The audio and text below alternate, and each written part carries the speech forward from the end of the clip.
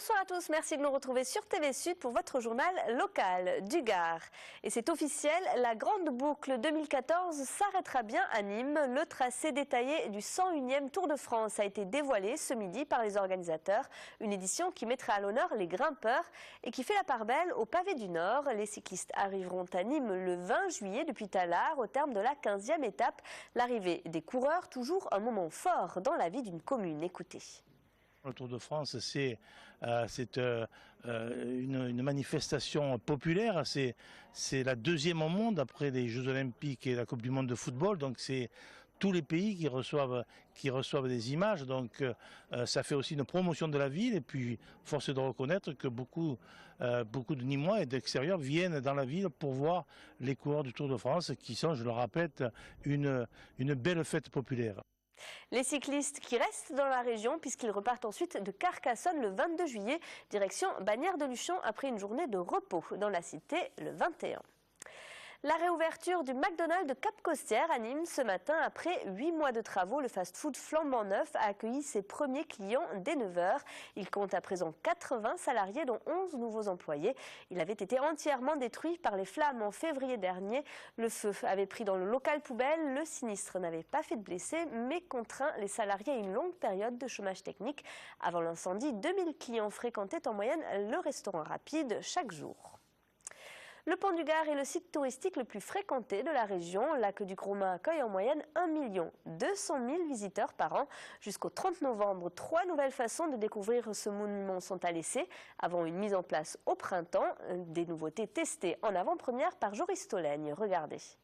Les visiteurs du Pont du Gard pourront bientôt découvrir un nouveau film retraçant l'histoire de ce lieu, renouvelant l'ancien après 12 ans d'existence. Pour le jeune public, une chasse au trésor leur permettra d'explorer le site sous fond d'énigmes et de devinettes. Enfin, un système de visio-guide permettra au public de se projeter de façon différente dans le site.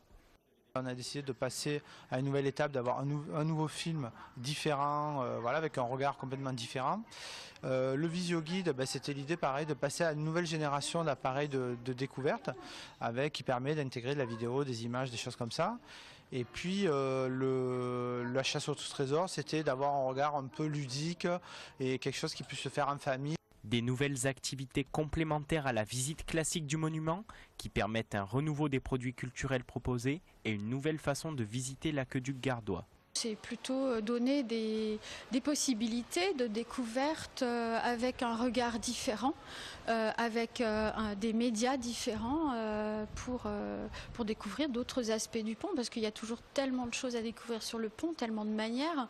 Donc c'est ça qu'on propose. Alors peut-être on peut dire on propose de renouveler les publics, mais voilà, on propose plutôt de renouveler en fait la manière dont on appréhende le pont du Gard.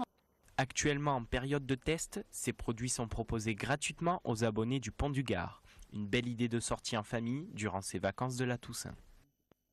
À Beaucaire, l'espace Daudet célébrait la 4e édition de la Noche y Toros. Ce week-end, un festival taurin où sont conviés chaque année de grands noms espagnols de la tauromachie. Ils officient au son du flamenco. Et cette année encore, le torero de Malaga, Javier Condé, a fait le spectacle, tout comme son épouse, la chanteuse Estrella Morente. Reportage Christophe Chi. Des taureaux et des hommes, des guitares et du chant, un public conquis et de l'émotion au pied du château de Beaucaire. Depuis 3 ans maintenant, l'espace Daudet vibre au son du flamenco et des taureaux dans le cadre d'une course unique organisée sous un ciel bleu nuit. Sur les accords du groupe du chanteur Paco Peña, ancien péon du torero Javier Conde, l'inspiration s'est emparée des capes et des muletas de Litri, El Tato ou encore Julio Aparicio. Ce festival a été une merveille. Toutes les vedettes de la tauromachie présentes se sont senties à l'aise, chacune dans leur propre style. Et nous avons essayé de nous y intégrer par nos chants. Nous avons choisi des morceaux propres aux régions de chacun de ces toreros, avec des chants originaires de leur terre.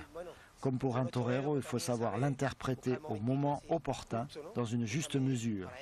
Dans une ambiance intimiste, les artistes musiciens et toreros ont également partagé un moment d'émotion aux côtés d'Estrella Morente, spectatrice attentionnée de son torero de Marie, Javier Conde. Un chant improvisé depuis les tribunes en hommage à son regretté père, le grand chanteur Enrique Morente. L'hommage à Enrique Morente me touche plus particulièrement car c'est une lettre que j'ai moi-même créée pour une malagueña. Ça a été l'un des moments magiques de cette nuit Voir ainsi Estrella pleurer à l'écoute d'une lettre de son père, je l'aimais énormément, vous savez, et c'était réciproque. Il le sait, lui qui est au ciel. Du style et une tauromachie de sentiments pour une nuit magique que Roman Pérez et ses amis ont gravé dans la roche abrupte de la plus romantique des arènes. C'est la fin de ce journal, merci de l'avoir suivi. Passez une excellente soirée sur TV Sud.